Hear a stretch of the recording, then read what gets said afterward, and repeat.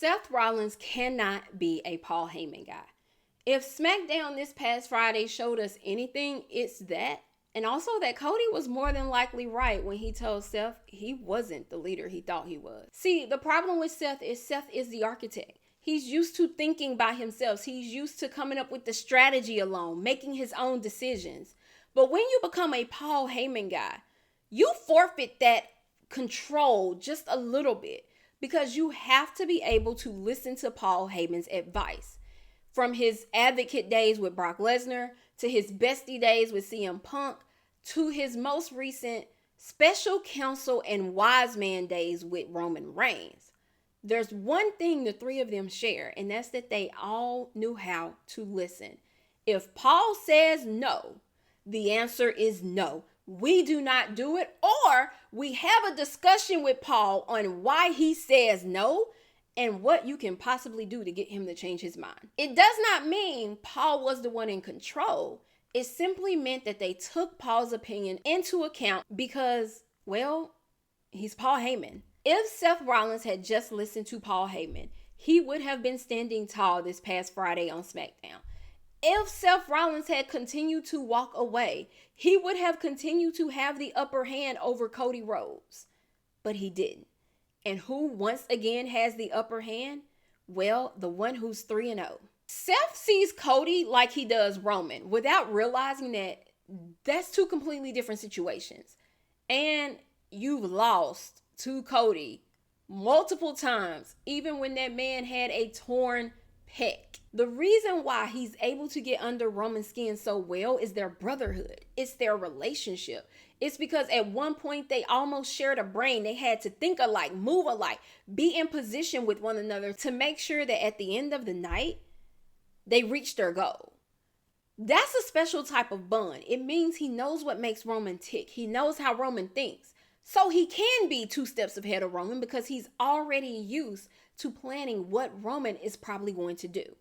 I don't know about y'all, but I tend to call Seth the Joker to Roman's Batman because it just makes sense. They just give Joker and Batman vibes, especially with that chaotic ass laugh that Seth tends to do.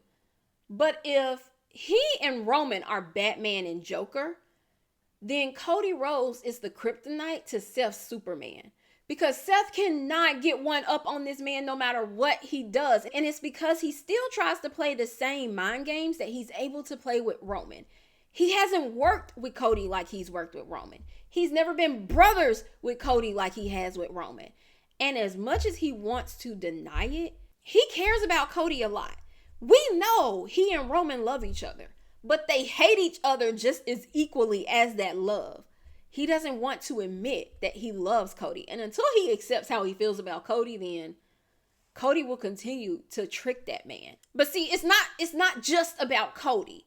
It goes right back to Roman also. Like, these three are linked in some incredible hate triangle that just mind blows me. Because it's like mirror images almost. But Seth is stuck in between these two people. One who he's able to get and one who he just can't seem to put the pieces together correctly with. Now, going back to Roman just a little bit, the vision was supposed to be Seth's bloodline. You cannot tell me differently. The vision was supposed to be what Roman had with the bloodline, which means it was supposed to help Seth get to the mountaintop and stay there for as long as Seth willed it to be done.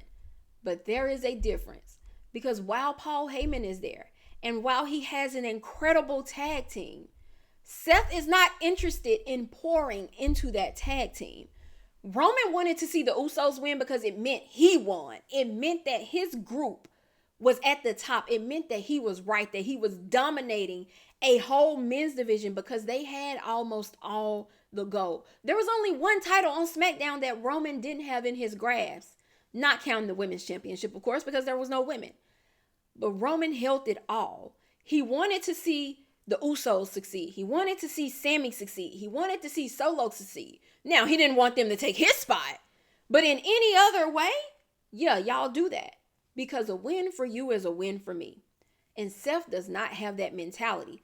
They're both selfish. Let's clarify. They're both selfish. And one of these days, I'm really going to go ahead and post that deep dive into the Roman and Seth feud, but I'm waiting to see what happens at Mania.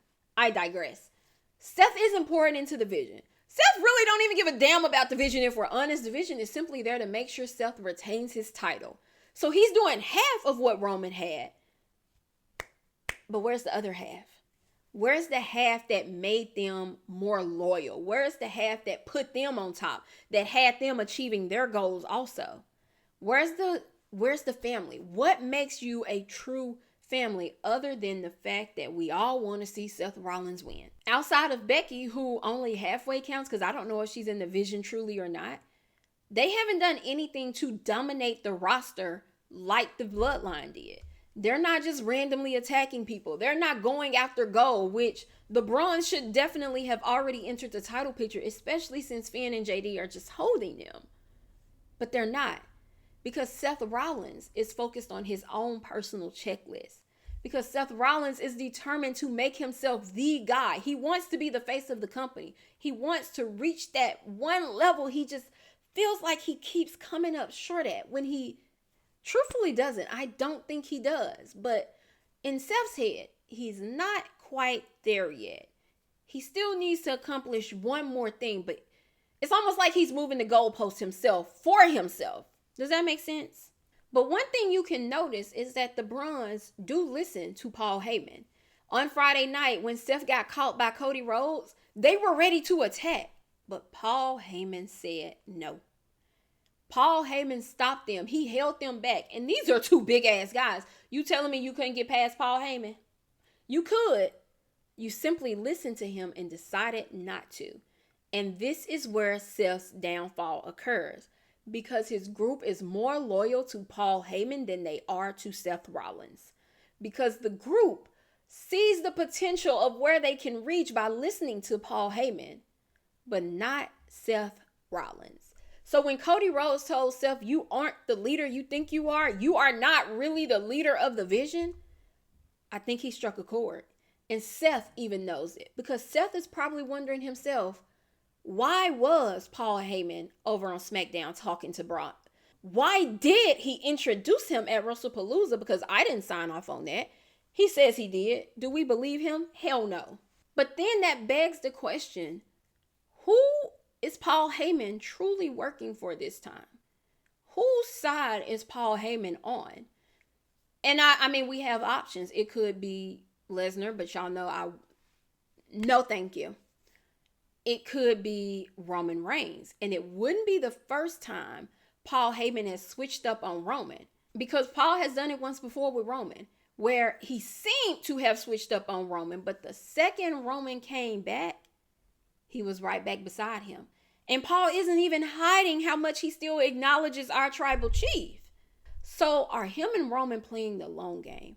Have him and Roman lured Seth Rollins into a false sense of security so that Roman can do what he has not been able to do, and that's beat Seth Rollins? That's finally get one over on Seth Rollins and walk out with gold on his back, because we know Roman don't carry it the normal way. We know it goes right over the shoulder.